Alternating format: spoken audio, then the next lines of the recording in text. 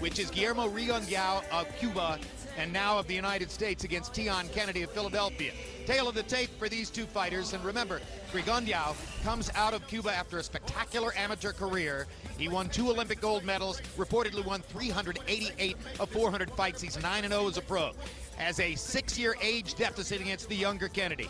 Kennedy with a half-inch height advantage and a 1-inch arm length advantage. He's a once-beaten American fighter. They both weighed in at 122. Tonight, Rigondeaux up to 127, and Teon Kennedy 6 pounds heavier unofficially at 133. Let's go to Michael Buffer in the ring for the official introductions. Ladies and gentlemen, good evening and welcome to the MGM Grand Garden here at the MGM Grand of Las Vegas, Nevada, USA, where tonight Bob Arum's Top Rank Boxing, along with MP Promotions, proudly presents an evening of world-class professional boxing for your entertainment. Sponsored by AT&T, Rethink Possible, Tecate con Carácter, Smart Communications of the Philippines, and all bouts are sanctioned by the Nevada State Athletic Commission. Chairman Skip Avancino, Executive Director Keith Kaiser, Commissioners Francisco Aguilar, Bill Brady, TJ Day, and Pat Lundville. Physicians in attendance at ringside, Doctors Al Capana, Anthony Ruggiero, James Game, and Vicky Mazzarana. Timekeepers at the bell and counting for the knockdown seconds, James Cavan and Ernie Howdeggy. At ringside, the 3 judges scoring this first contest will be Lisa Jampa, Pat Russell, and Glenn Trowbridge. And inside the ring in charge of the action at the bell, your referee, Russell Mora. This contest presented in association with Rigo Promotions. And it's 12 rounds of boxing for the WBA Super Bantamweight Championship of the World. Fighting out of the blue corner, wearing blue and weighing in officially at 122 pounds. As a professional, 17 victories, including 7 wins by knockout, only 1 defeat with 2 bouts even. From the city of brotherly love, Philadelphia, Pennsylvania, he's the challenger, Teon, the technician, Kennedy. And fighting out of the red corner, wearing orange and black, official weight 122 pounds. He's a 2-time Olympic gold medal champion, and now as a professional, a perfect record.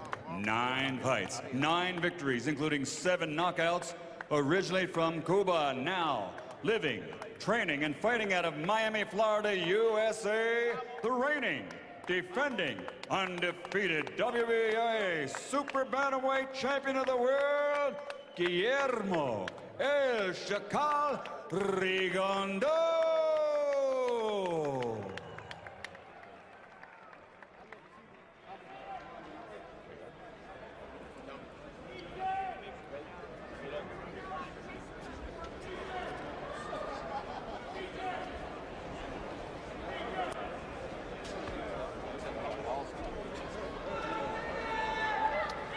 Okay, gentlemen, trunks here are good. Anything below that line is a foul. We went over the rules in the dressing room. Acuérdese, quiero una pelea limpia. Expect a clean fight. God bless.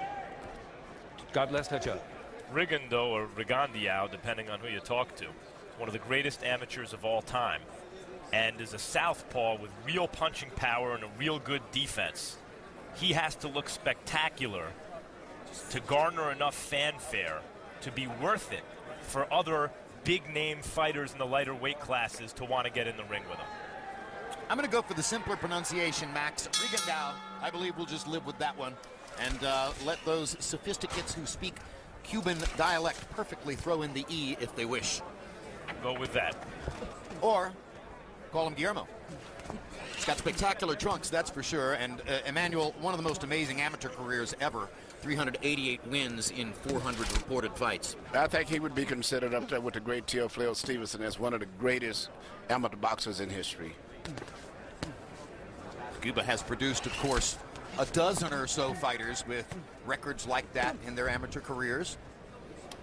A limited array of them have appeared in the United States. The most prominent of them, probably Joel Casamayor, who was the opponent in Timothy Bradley's only previous fight here in Las Vegas on the undercard of Pacquiao Marquez last fall. Teon Kennedy's father was a middleweight boxer. And he takes a hard left hand from Rigondeaux. The knock against some of the Cuban fighters, and Rigondeaux said that he was going to change that tonight, is that they get comfortable winning, as we say on points, accumulating points. And there you see that power. I mean, another great straight left hand, and Kennedy buckled. He buckles again on another one. And Teon Kennedy may have trouble staying on his feet here in the first round if he keeps taking the kinds of shots that Rigondeaux is putting on him now. Kennedy fires back. Russell Moore was watching, and now the glove finally touches the canvas, and Rigondeaux gets credit for a knockdown. 5, 6, 7, 8. Come here. You okay? You want to fight? Yeah.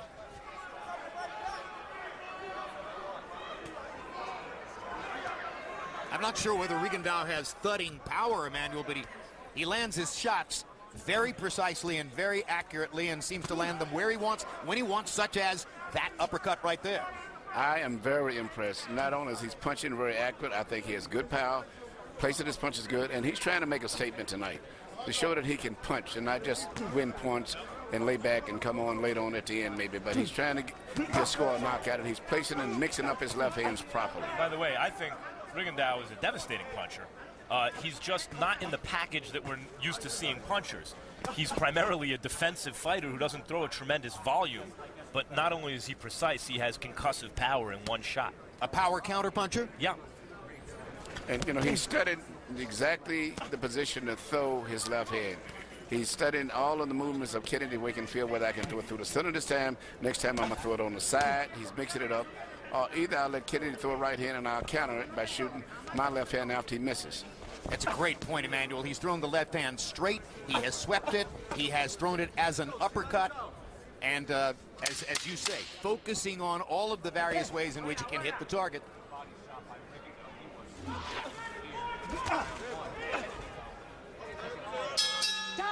Remarkable hand speed by Guillermo Rigondeaux in the first round, and he scored a knockdown over Teon Kennedy. Right in front of him. Keep turning to the left. Listen, man, you get hit with a good shot. Don't try to be manning up. Grab him and hold him. All right? Then use your legs. All right, you okay? Stay standing there, straight up, all right? Keep moving on, keep going to the outside. Touch and move to the outside, Rigo. And use the jab. Use the jab so he doesn't come in. Use your jab. When you throw that jab, he doesn't throw the right. When you bring it down, then he comes in. Here we see the punch that started the problems, which was a left hand after he let Kennedy throw a right, and he countered over. But what was also equally as impressive, that all of his punches he was shot was very clearly well-placed punches, and probably about 80% landed, which is very unusual. Even though Kennedy has his defense up, he still found ways to get between the gloves and outside of the gloves. That look shows you that the left glove touched canvas. That's why it was ruled a knockdown at that point. CompuBox numbers one-sided. Rigondeaux, 18 of 26. That's 69%. These are power shots. Kennedy, 1 of 10. Only threw 10 power shots in the entire round. Kennedy is fighting a good fight. He hasn't did anything wrong. He hasn't really made any mistakes. It's just the accuracy and experience of his opponent that's been able to find gaps and to be able to land the punches. But he himself is fighting a very good fight. You heard the piece of advice his father gave him in his corner. Said, no, look, when you get tagged like that, don't man up and try to prove how strong you are. Grab him and hold him. On a Pacquiao undercard at the end of 2010, in November, Rigondeaux fought Ricardo Cordoba. We called that fight. And with high expectations coming in, he really struggled and eked out a split decision against the tough guy, but in terms of talent, a more ordinary kind of guy. And I think that really hurt him because it gave people an excuse not to fight him as though they didn't already have one, you know, southpaw with punching power and defense. Because he wasn't exceptionally exciting, even though it was a tough fight. It was only his 7th pro fight. It was the first time he went 12 rounds. But because of his amateur background, he's perceived as this, you know, real veteran fighter already. Referee Russell Moore a moment ago did a good job of breaking up a potential tackle before either fighter hit the floor. He had to move quickly to do it and got it done. And you notice Rigondeaux does not use his jab much. He doesn't use his right hand too much. He basically concentrates on trying to set up opponents for a good left hand shot, whether it's a left uppercut, straight through the middle, a left on the side. There's a left uppercut. Doesn't use his right jab too much. He places his punches mainly with his left hand.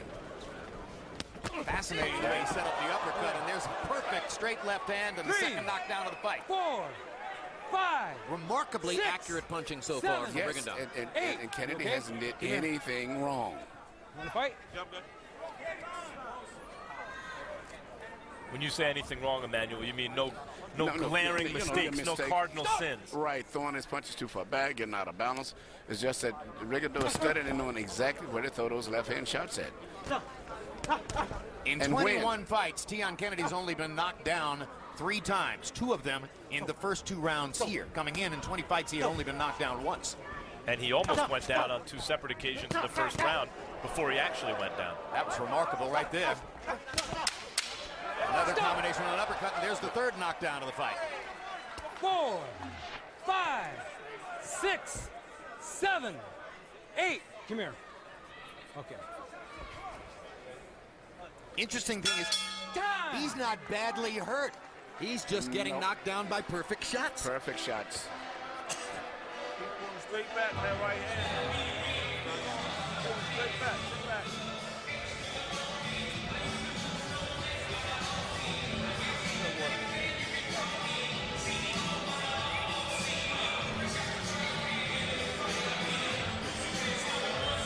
Straight back on the right hand, go to the left. Don't reach with that right hand. Don't even worry about going to the right hand yet. You can try to counter.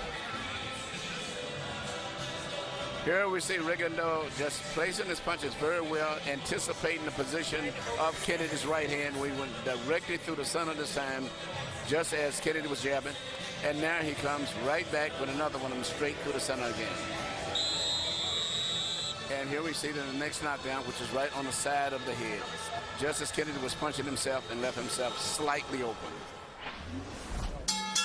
So as we come to round number 3, Teon Kennedy has been knocked down 3 times by Guillermo Rigondeaux in the first 2 rounds. Once in the first, twice in the second. Emmanuel, I know Teon Kennedy isn't exactly Abner Morris, but to my eye, there are 3 guys, 3 fighters, 126 and below, who I think have separated themselves from everyone else. I think Nonito Donaire is one. I think Gary Russell Jr. is going to be another. And I think Rigondeaux is in that category. I agree with you 100%. Great assessment. And I would love to, when those fights take place, to be there. Those are the 3. Yes. If I had a fighter, if I managed a fighter 126 pounds or below, I try to avoid those 3. 2 of them are southpaws. Russell has extraordinary hand speed and a very polished southpaw style. A fight between him and Rigondeaux would be fabulous, it seems to me. The 2 lefties, both with power and with speed. Eventually, they're bringing Russell along slowly. He's so dominant that, you know, he's just totally dominating solid but unspectacular opposition. Maybe he's not quite ready yet, but he should be soon. More likely you would see Rigondeaux at some point against Donaire because they share the same promotional time. And they're, as I mentioned earlier, Rigondeaux is not a seasoned professional veteran, but with 300, whatever it is, amateur 400 fights. amateur fights, 388 wins, according to the record. I've also seen reports of a 243-4 record for Rigondeaux. So who knows? So who knows which it is?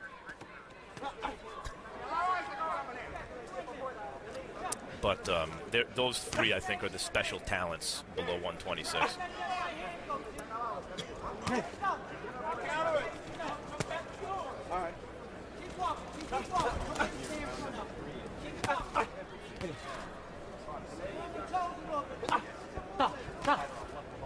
Maris is a volume puncher. Oh, and he's a tremendous fighter and real fun to watch. But I think in terms of pure talent, maybe a half step below the other guys that I just mentioned.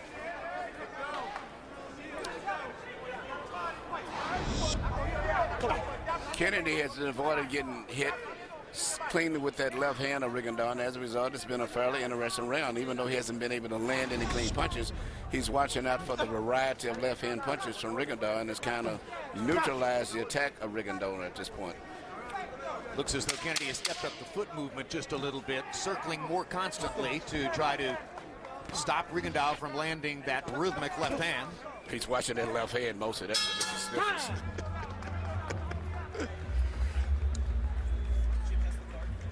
June 16, Julio Cesar Chavez Jr. defends his middleweight championship against Ireland's Andy Lee. July 7, it's a unification matchup as Nonito Donaire and Jeffrey Matabula put their 122-pound titles on the line. Also that night, always entertaining Brandon Rios faces Mauricio Herrera.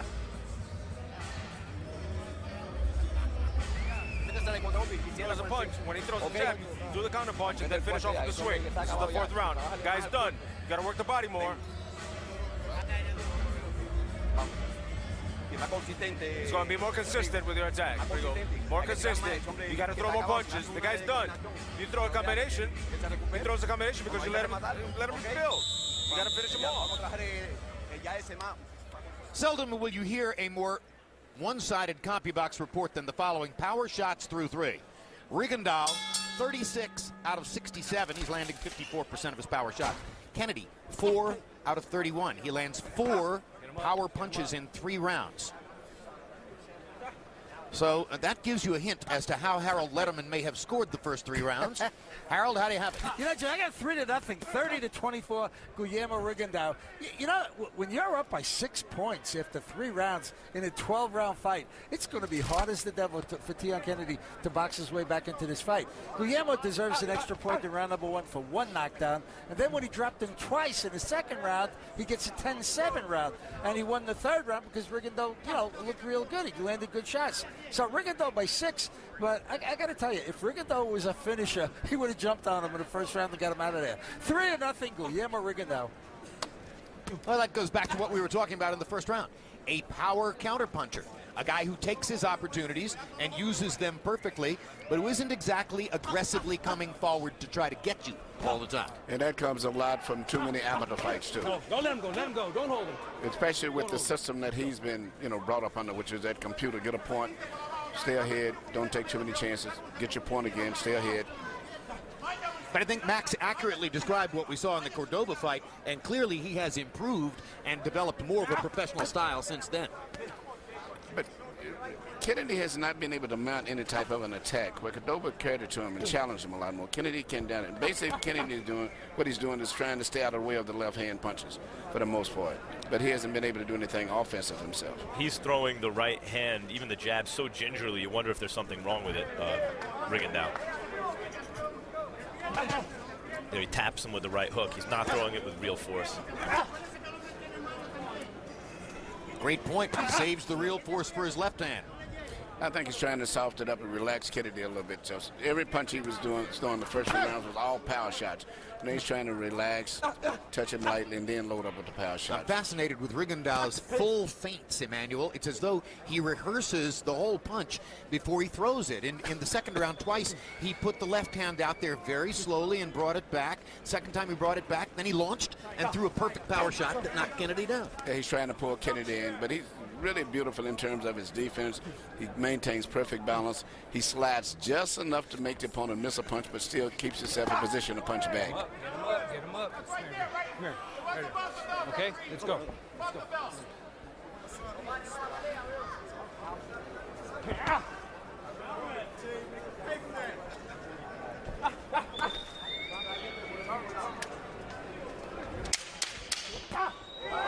Knockdown number 4.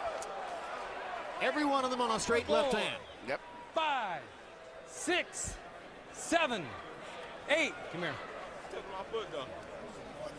He hit you. He hit you. Time!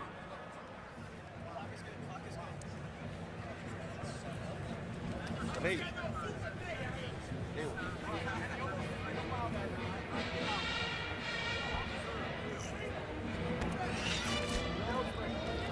Just leave it right here. Go ahead and get down. Listen, we're going to have to be a little bit more aggressive now. All right, we got to take some chances, man. All right? Got to start stepping up a little bit more. All right? A little bit more. Okay? Get water out. You guys okay? Yeah. You guys all right? Everybody doing okay? I'm good. Kennedy told the referee that Rigondeaux had stepped on his foot, and as we could see, that is exactly what had happened. In addition to getting hit with a beautiful left hand. So legally it was still a knockdown if the referee didn't see or didn't consider that he stepped on his foot.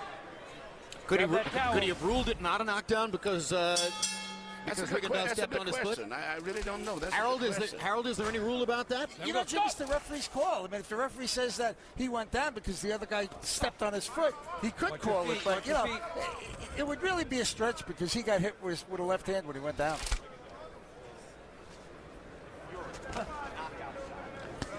I remember Rigondeaux being hit with one shot so far in this fight. Teon Kennedy tripled up on a jab, and the last one hit Rigondeaux, and Rigondeaux was like surprised by it. And that was. Were you surprised as well? Yeah, I mean, good. By the way, that's what happens when you triple up on a jab sometimes. But otherwise, this is gym work for Rigondeaux. Remarkably one-sided. Unbelievable balance, though, in position of Rigondeaux. He slips punches and avoids them, and still is always in a great position. And he does just enough to make his opponent miss. Slips 4 straight punches, as you saw. Blocks the next punch with his lead hand. Now he rehearses punches again and lands the straight left. That is amazing, Jim. I've never seen that to that extent before. It's not a feint. He's not tricking the guy. Knockdown That's number it. 5. Good stoppage. And Russell Moore is going to stop the fight. Good stoppage. Tremendous technical knockout performance by Guillermo Rigondeaux. I'm convinced. I'm buying. Want to see him again whenever I can. Yep, and if he gets that right hand untracked, sets some guys up with the jab and is a little busier. And that was a technical knockout. Technical skills all the way. Yep. Clean, precision, technical punches. Brilliantly done. And only the second loss of Teon Kennedy's career. Again, he came into the fight having been knocked down once in his career. They may have to give him 2 losses and for that one. And if the last one was ruled a knockdown, he was knocked down 5 times in this fight. Yeah, that might count for 2 losses, Jim. I don't know, but that was a dominant win. Yep. Glove touched the canvas, so indeed, 5 knockdowns in the fight. And at no time was really Kennedy in really serious bad condition. Just he couldn't avoid getting hit with those clean precision punches coming from Rigondeaux. I'm reminded of the night that Floyd Mayweather knocked down Diego Corrales 5 times, also with precise, accurate punching. And Teon Kennedy's no Diego Corrales, but of course still, not. But he's good enough that you shouldn't be able, as you said, to fully rehearse combinations before you throw them, and then throw them and they land exactly as you imagine. What is he, operating in the Matrix? One whale of a show by Rigondeaux, and let's go up to Michael Buffer for the official result. Ladies and gentlemen, here at the MGM Grand, referee has to call a halt to the bout following that last knockdown. The official time is 1 minute, 11 seconds, round number 5. The winner by knockout victory, still undefeated and still WBA Super Bantamweight champion of the world, Guillermo Rigondeaux.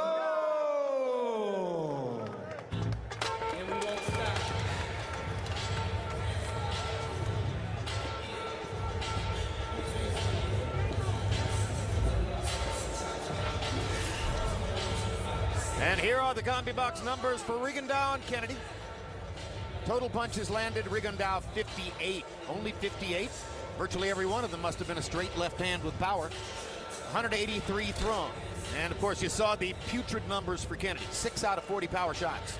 Rigondeaux 48 out of 98 power shots, almost 50%. And just a brilliant performance. Easy knockout, technical knockout win for Guillermo Rigondeaux.